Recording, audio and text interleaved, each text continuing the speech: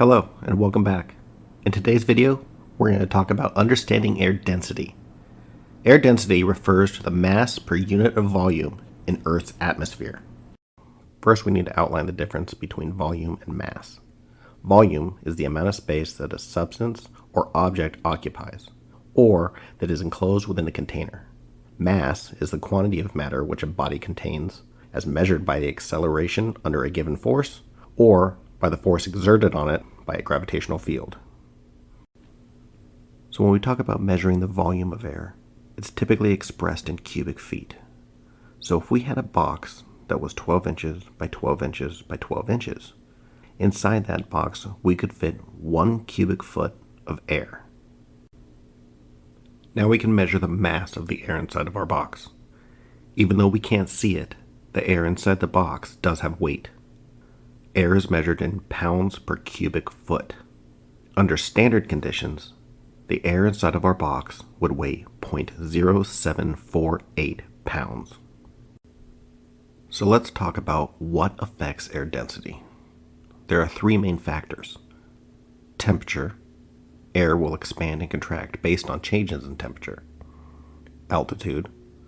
The greater the atmospheric pressure, the more compressed the air becomes. Humidity.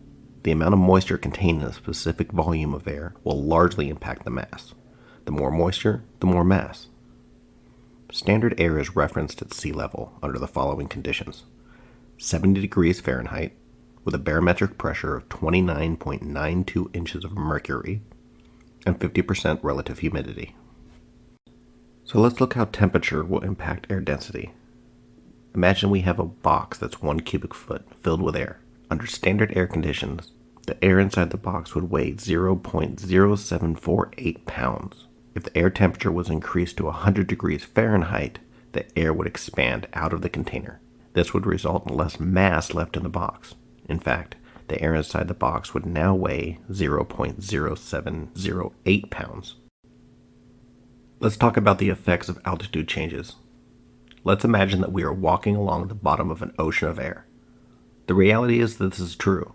Air is a fluid, so just like the pressure a diver would experience as they descend deeper underwater, the same principle applies to our ocean of air. The pressure is much less because air is far less dense than water.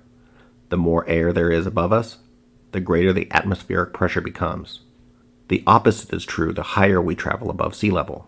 If we travel 1,000 feet above sea level, the pressure compressing the air would be reduced. The air in our theoretical box would once again expand outside of the container, resulting in less mass left in the box. Moving on to humidity. Humidity is measured in percentage of saturation relative to the amount of moisture that can be held by air in a specific condition. If we compare air to a sponge that can hold 8 ounces of water, we can measure the percentage of saturation if we know how much water is currently being held. For instance, if the sponge contains 2 ounces of water, it is 25% saturated. The moisture content of air is measured in grains of moisture per pound of dry air. So what is the relative humidity if a pound of air contains 84 grains of moisture but has the capacity to hold 120 grains? 84 grains divided by 120 grains equals 0.07, or 70% relative humidity. So why should this concern test and balance? Well, air density plays a big part in the operation of HVAC equipment. It is important for a TAP technician to understand the effects of air density and why not accounting for it during the equipment selection process can lead to big problems during balance activities. Reviewing the equipment submittals prior to starting a project will help identify issues up front. Density issues can result in underperforming systems and extreme inefficiencies. In addition, corrective action at the end of a project can lead to missed dates and duplication of work. In our next video, we will look at exactly how air density can affect the operation of HVAC equipment. Thank you for watching, and I hope this video was helpful. Look for more videos covering tab and commissioning topics, and follow us on LinkedIn, Facebook, and YouTube.